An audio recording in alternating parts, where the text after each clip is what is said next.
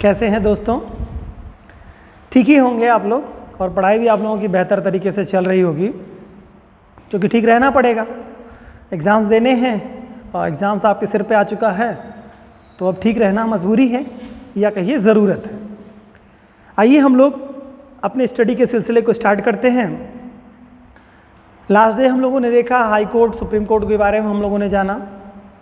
उसके अलावा अभी कुछ और न्यायपालिका में कुछ और टॉपिक्स हैं, जैसे डिस्ट्रिक्ट न्यायालय या अधीनस्थ न्यायालय, कुछ टॉपिक्स एक बचा हुआ है।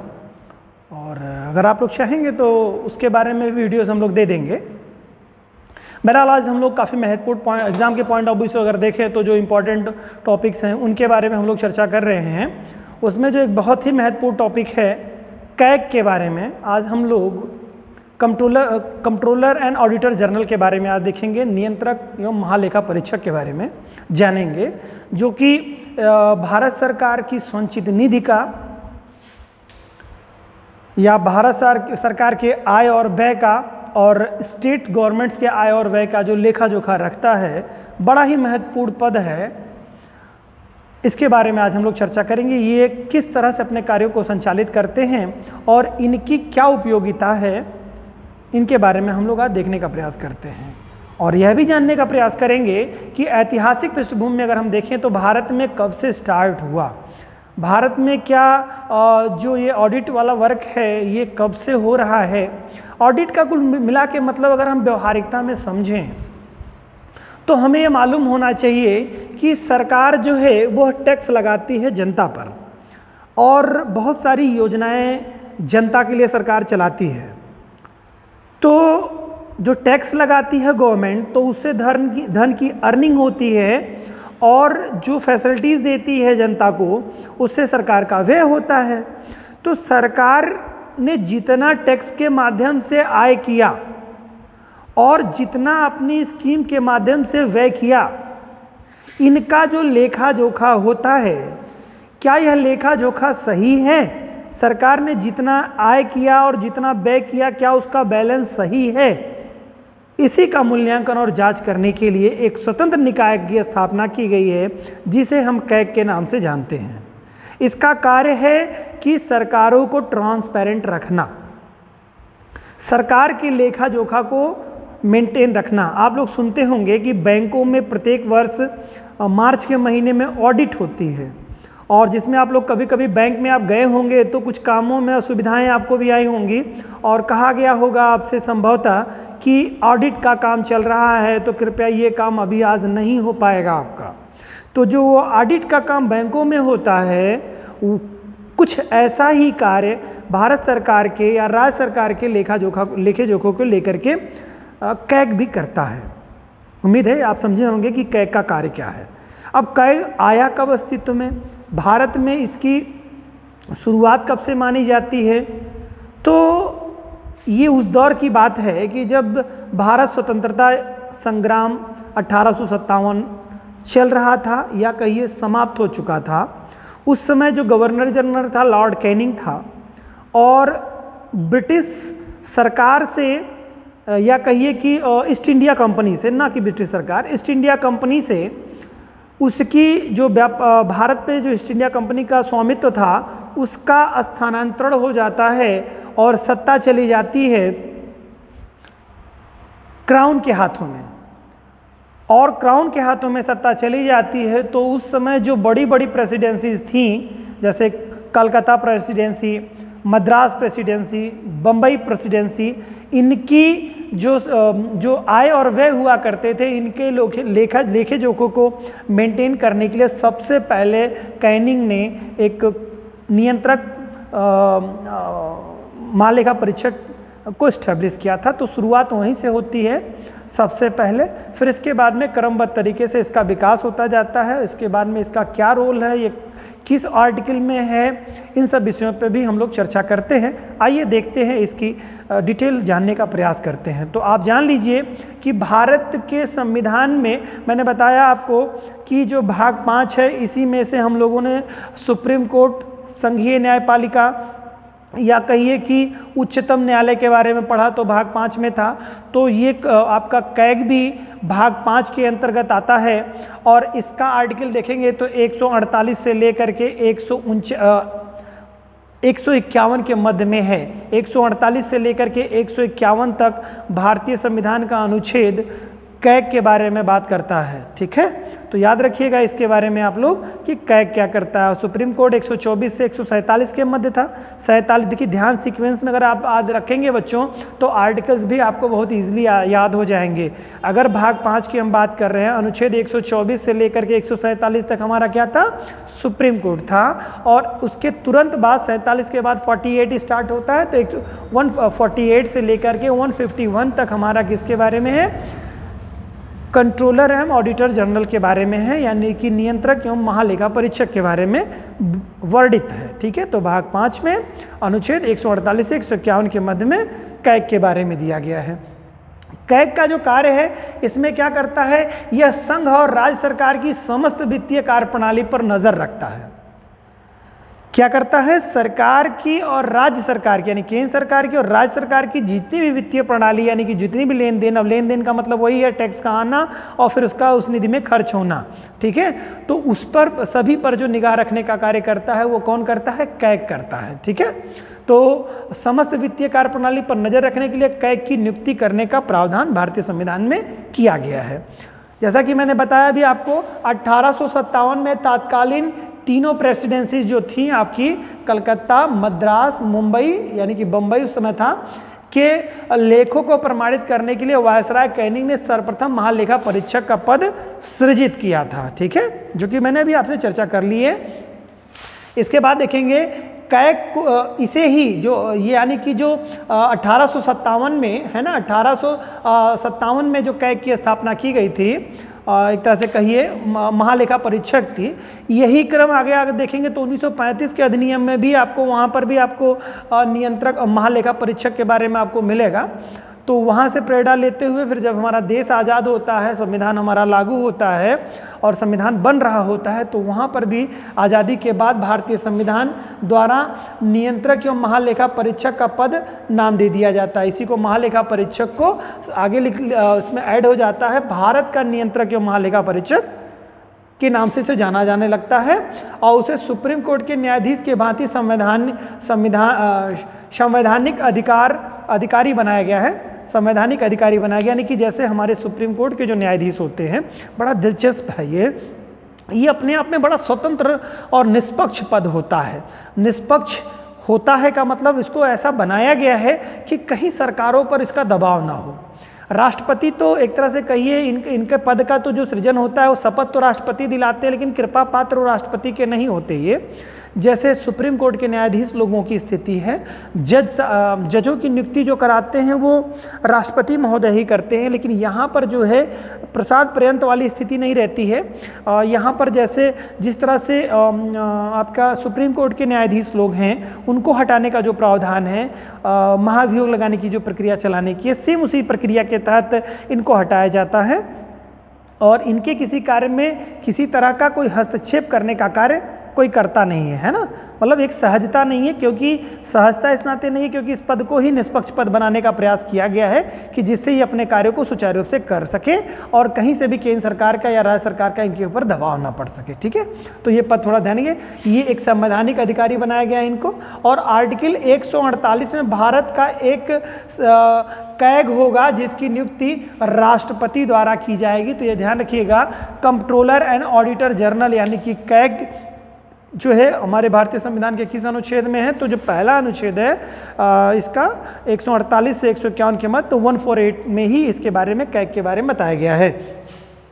साथ ही साथ देखते हैं कि 1971 में क्या किया गया है, तो कुछ ऐसे मतलब जो शक्ति कुछ ऐसी व्यवस्थाएं की गई हैं कि 1971 में संसद द्वारा, देखिए कोई भी कानून अगर बनाना होगा कैग को लेकर के तो उसमें संसद जब कोई बहुमत के आधार पर कोई कानून बनाएगी, कोई शर्त मतलब जो कंडीशन रखेगी, कोई सुविधाएं फैसिलिटीज़ देगी, तो वो फिर मतलब उसमें कैग के कार्यों में ऐड होगा। लेकिन ये एक बड़ी प्रक्रिया है। ठीक है, तो 1971 में संसद द्वारा नियंत्रक एवं महालेखा परीक्षक के कर्तव्यों के, शक्तियों के एवं सेवा शर्तों के अधिनियम पारित किए गए थे। तो मतलब 1971 का जो तिथि है काफ़ी महत्वपूर्ण तिथि है।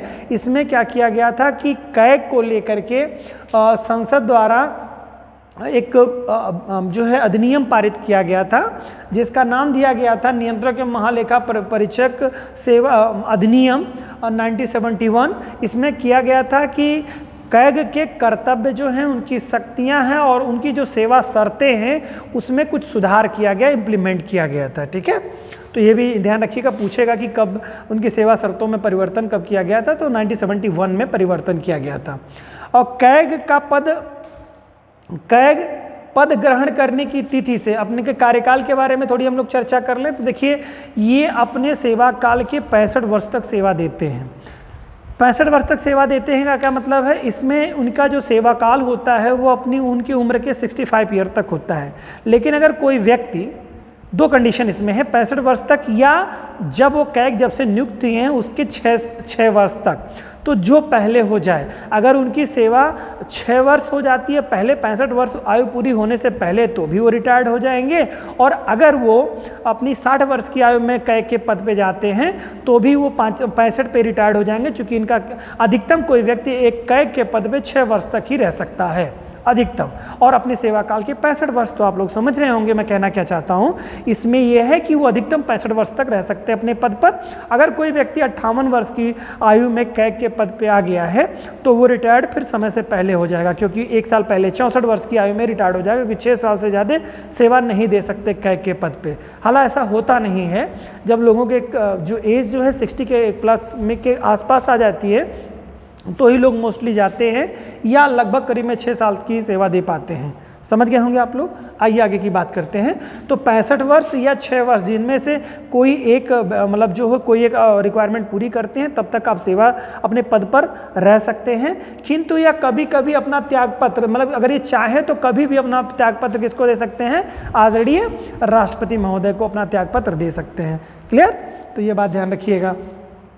और उसके अलावा फिर देखते हैं, कैग को उसके पद से उसी विधि से हटाया जा सकता है जिस विधि से सुप्रीम कोर्ट के न्यायाधीश को हटाया जाता है। ये भी एक जटिल प्रक्रिया, मैंने भी आपसे जिक्र किया था इसके बारे में, कि आसान नहीं है कि जब मन में आया और कैग को हटा दिया। तो इसके लिए पूरी तरह से महाभियोग की प्रक्रिया जो न्यायाधीशों को हटाने के लिए कार्य करती है, सेम वही प्रक्रिया करनी पड़ेगी कैग को हटाने के लिए। तो इससे ये बताया, इस नाते ऐसा कार्य किया गया है कि जिससे कि कैग जो है वो स्वतंत्र रूप से अपने कार्यों को संचालित कर सके, क्रियान्वित कर सके। इस नाते इसका थोड़ा सा कठिन बनाया गया है इनके पद को। और किसी व्यक्ति को अगर उनके पद से हटाना है तो दो ही कंडीशन, दो ही स्थितियां बनती हैं। एक तो जानते असमर्थता की स्थिति में, और दूसरा सिद्ध कदाचार की स्थिति में, जो कि आपके सुप्रीम कोर्ट के न्यायाधीशों के लिए, हाई कोर्ट के न्यायाधीशों के लिए था। ठीक है, कि सिद्ध कदाचार यानी प्रूव्ड मिसबिहेवियर अगर कहीं आपका सिद्ध हो जाता है तब आपको आपके ऊपर महाभियोग की प्रक्रिया के द्वारा हटाया जा सकता है, या असमर्थता की स्थिति में अपंग हो गए, कुछ इस तरह की स्थिति हो गई कि वो कार्य नहीं कर सकते अपना, तो उस स्थिति में ही केवल उनको हटाया जा सकता है। अन्यथा की स्थिति में महाभियोग की प्रक्रिया के द्वारा ही हटाया जाएगा, और दूसरी कोई प्रक्रिया नहीं है उनको हटाने की। क्लियर, आगे देखते हैं। कैग राष्ट्रपति के समक्ष अनुसूची 3 में वर्णित शपथ प्रारूप के अनुसार शपथ लेता है। तो भाई ये भी बहुत सिंपल सी बात है। मैंने बताया था कि अनुसूची 3 के बारे में जब हम लोग अनुसूचियाँ पढ़ रहे थे, तो कृपया करके जो लोग नहीं पढ़े हैं अनुसूचियाँ पढ़ लें। देखिए बार बार जिक्र आता रहता है, भाग का भी जिक्र आता है, तो जो लोग नहीं देखे हैं डिस्क्रिप्शन बॉक्स में हम लोगों के अनुसूचियों का वीडियो वहाँ देख लें। तो अनुसूची 3 में जो है सभी के क्या दिए गए हैं, शपथ के बारे में दिया है। तो मुख्य न्यायाधीशों के शपथ के बारे में दिया गया है, प्रधानमंत्री के शपथ के बारे में, मंत्रियों के शपथ के बारे में, तमाम सारे लोगों के बारे में, जो न्यायाधीशों के बारे में, कैग के बारे में, वहाँ पर शपथ के बारे में दिया गया। केवल राष्ट्रपति और उपराष्ट्रपति की शपथ उसमें नहीं है। ठीक है, तो वो आर्टिकल देख लीजिएगा। मैंने राष्ट्रपति में पढ़ा है, उपराष्ट्रपति में पढ़ा है। ये आपका कार्य है, ये आपका दायित्व है। अगर आपको एग्जाम में सफल होना है तो ये आपको याद होना चाहिए, मुझे नहीं। ठीक है, तो आप यहाँ देखेंगे तो यहाँ पर क्या है कि उनके शपथ के बारे में बताया गया है। सुप्रीम मतलब जो है अनुसूची 3 में कैग की शपथ के बारे में, उसी के आधार पर राष्ट्रपति के सम्मुख वो शपथ लेते हैं अपना। ठीक है।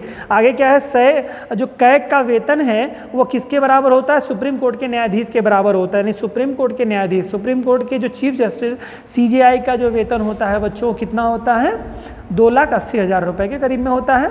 और सामान्य जो न्यायाधीश होते हैं बाकी तो 2,50,000 रुपये होता है। तो जो सामान्य न्यायाधीशों का वेतन होता है 2,50,000, उतना ही कैग का भी वेतन होता है, 2,50,000 रुपये कैग का भी वेतन होता है।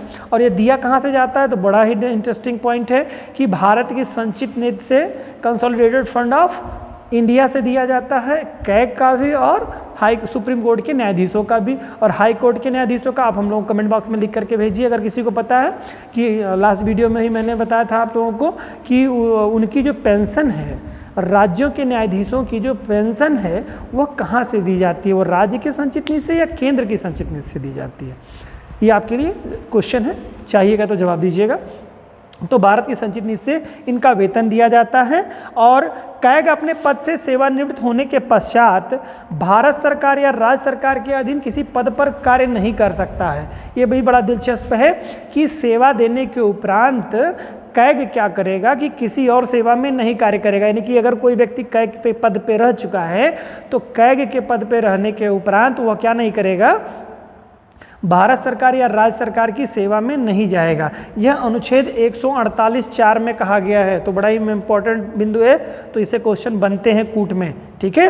तो कोई पद पे नहीं कार्य करेगा। इसके अलावा हम लोग देखते हैं कैग अपनी रिपोर्ट किसे देता है, तो कैग जो अपनी रिपोर्ट क्या है, अगर संघ सरकार की अगर रिपोर्ट अगर वो दे रहा है तो राष्ट्रपति महोदय के सम्मुख देते हैं। और अगर राज्य का ऑडिट कर रहे हो और राज्य की रिपोर्ट अगर देते हैं बच्चों, तो वो देते हैं राज्यपाल महोदय को। यह अनुच्छेद 151 में वर्णित बातें हैं, तो ये भी थोड़ा ध्यान में रखिएगा आप लोग। 151 में वर्णित है, संघ के लेखाओं के संबंध में जो रिपोर्ट है वो राष्ट्रपति को देंगे, और राज्य के लेखाओं से संबंधित जो रिपोर्ट है वो राज्यपाल महोदय को देंगे। इसी को ही प्रतिवेदन भी कहते हैं या रिपोर्ट कहते हैं, ठीक है। अपनी रिपोर्ट किसको देगा कैग, राष्ट्रपति को देगा अगर केंद्र की है, और अगर राज्य की है तो राज्यपाल महोदय को संबोधित करते हुए वो देंगे, ठीक है।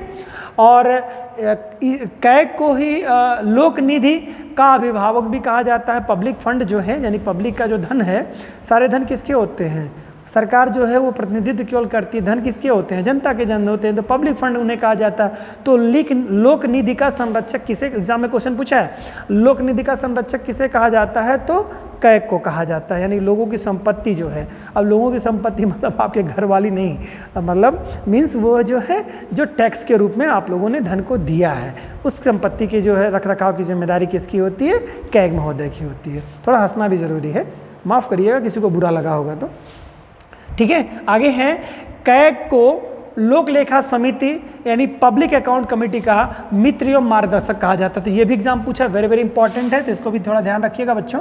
इसको भी, अब दोनों पॉइंट आपके काफ़ी महत्वपूर्ण है। कैग को मतलब जो है किसका मित्र मार्गदर्शक कहा जाता है, तो कैग जो है वह लोक लेखा समिति, इंपॉर्टेंट, लोक लेखा समिति, इसे पब्लिक अकाउंट कमेटी कहा जाता है, ठीक है। इसका जो क्या मित्र एवं मार्गदर्शक के रूप में इसको जाना जाता है, तो ये भी महत्वपूर्ण आपका है।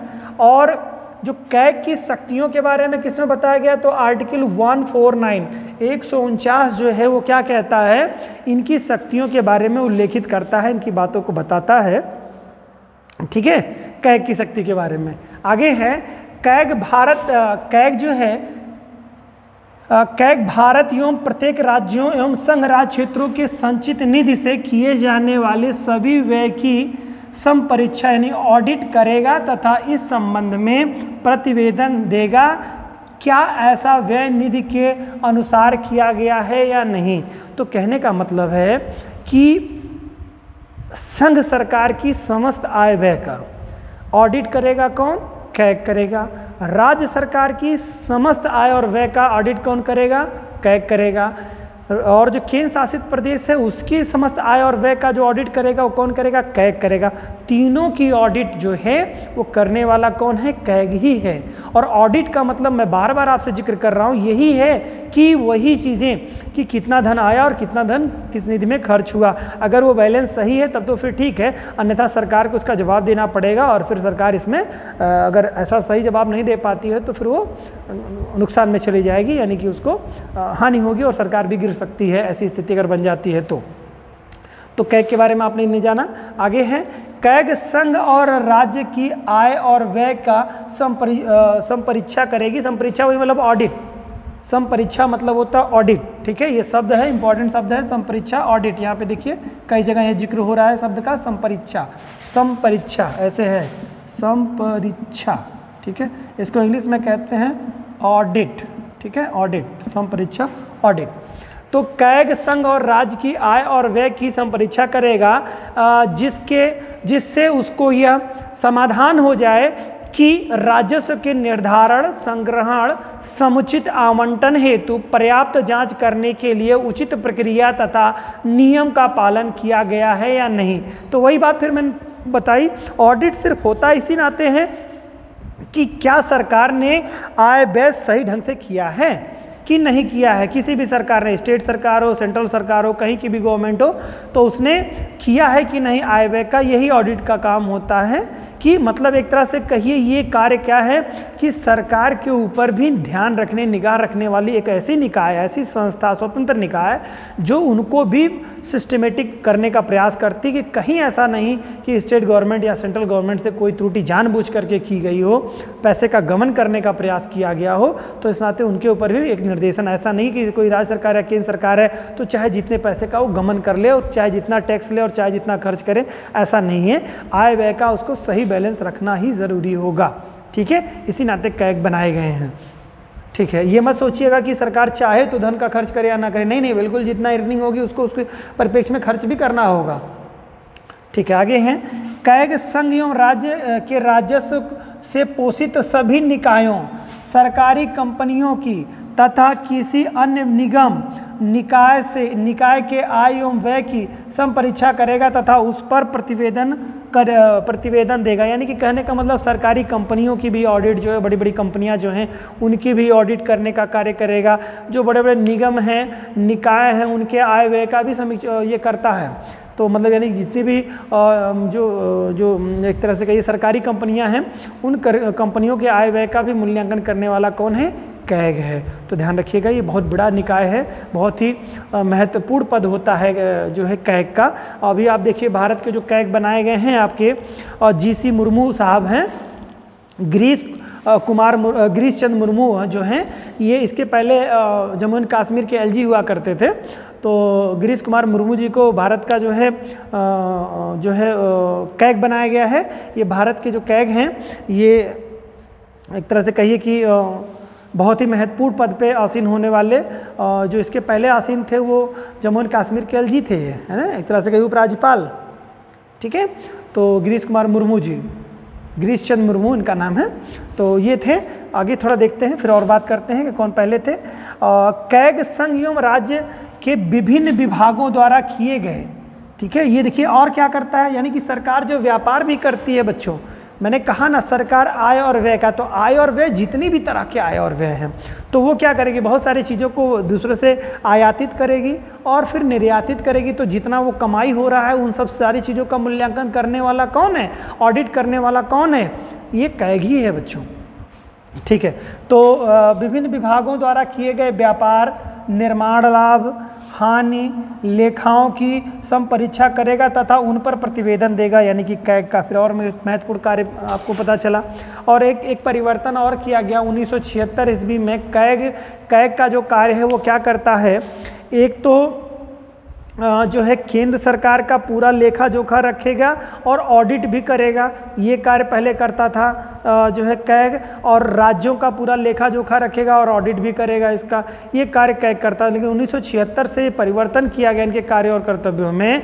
तो केंद्र सरकार के केवल ऑडिट का कार्य करते हैं, लेखा जोखा रखने का कार्य ये नहीं करते हैं कैग, और बट राज्यों के लेखा जोखा भी रखते हैं और ये ऑडिट करने का भी कार्य करते हैं। तो ये परिवर्तन 1976 में किया गया, यही बात यहाँ बताई जा रही है आप लोगों को। 1976 में कैग के कार्यों में परिवर्तन लाते हुए उसके लेखांकन यानी कि लेखों की तैयारी करना, लेखांकन यानी पूरा उनका विवरण डिटेल देना, ठीक है।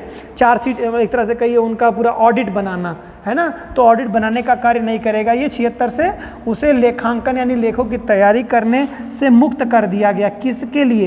केंद्र सरकार के लिए, ये कह रहा है आपका, कर दिया। इस प्रकार कैग को वर्तमान में सिर्फ लेखा परीक्षक का लेखा परीक्षक संघ के लिए लेखा परीक्षक का तथा राज्यों के लिए लेखांकन तथा लेखा परीक्षक दोनों प्रकार के कार्यों को करना होता है। तो ये ध्यान रखिएगा, रिसेंटली क्वेश्चन पूछता है कि लेखांकन और लेखा परीक्षक दोनों का कार्य किसके लिए करता है? राज्य के लिए करता है, और केंद्र के लिए केवल लेखा परीक्षक की भूमिका के रूप में 1976 में कैग कार्य करता है। और भारत के जो सबसे पहले कैग रहे हैं वी नरसिंह राव रहे हैं, वी नरसिंह राव हैं, जो 1948 से लेकर के 1954 के मध्य में इनका कार्यकाल रहा है। तो थोड़ा इसको ध्यान रखिएगा कि कौन सबसे पहले हमारे कैग रहे हैं। तो 1948 में से लेकर के 1954 तक 1954 तक जो है आपके वी नरसिंह राव साहब रहे हैं। ये पहले आपके कैग थे,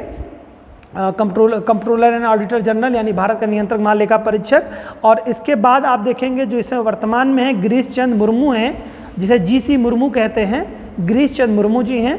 और इसके पहले गिरीश चंद्र मुर्मू को मैंने भी आपको बताया जम्मू एंड कश्मीर के एलजी थे, ठीक है। और इसके पहले अगर देखेंगे तो जीसी मुर्मू के पहले राजीव महर्षि जी जो है आपके कैग हुआ करते थे। तो एग्ज़ाम में ये क्वेश्चन यहाँ से पूछ सकता है। और ये कैग आप लोगों ने आज जाना कि कैग की क्या भूमिका है और कैग किस रूप से अपने कार्य को करते हैं। कैग के बारे में आपने काफ़ी हद तक कुछ जाना। और सरकार पर नियंत्रण रखने वाला एक ऐसा पद है जो कि बड़ा ही स्वतंत्र और बड़ा ही शक्तिशाली पद है, जो कि एक तरह से कहिए कि भारत की जो जनता का जो टैक्स है उसको सुरक्षित संरक्षित करने का कार्य करने वाली एक इकाई के रूप में कैग भूमिका निभाता है। और सरकारों को करप्ट होने से और उनके लेखे जोखों को सही रखने के लिए एक तरह से कहिए बाध्य करता है। तो ये पद भी काफ़ी एग्जाम में पूछा जाता है। उम्मीद है आप लोग समझे होंगे, बेहतर लगा होगा आप लोगों को इसके बारे में। इसको इसी तरह से पढ़ते रहिए। कल हम लोग हो सकता है लोकपाल के बारे में देखेंगे, है ना। अगला टॉपिक हम लोग लोकपाल देखेंगे, वो भी बहुत ही महत्वपूर्ण पद है। उट्समैन के बारे में आप लोग जानेंगे, उट्समैन को भारत में लोकपाल क्यों कहा जाता है, कैसे क्या इसकी संरचना है, वह भी एक बहुत ही महत्वपूर्ण है। जैसे कैग हमारा नियंत्रित करने का कार्य करता है, ऑडिट करने का कार्य करता है राज्य सरकार, भारत सरकार और केंद्र सरकार, संघ सरकार कहिए या केंद्र शासित प्रदेशों का जो लेखा जोखा रखने का कार्य करता है। उसी तरह से आपका कैग के अलावा आप देखेंगे तो लोकपाल भी क्या भूमिका में रहते हैं। अन्ना हजारे महोदय को तो आप लोग जानते ही हैं और कैसे उन्होंने किया। उसके बाद केजरीवाल साहब सरकार में आ गए। केजरीवाल जी जीरो टॉलरेंस की नीति जो सरकार की है और करप्शन मुक्त भारत के बारे में तमाम सारे ऐसे मुद्दे हैं, कल हम लोग संभवतः उसके बारे में चर्चा करेंगे। आशा करता हूँ कि आप लोगों को वीडियो समझ में आया होगा। धन्यवाद।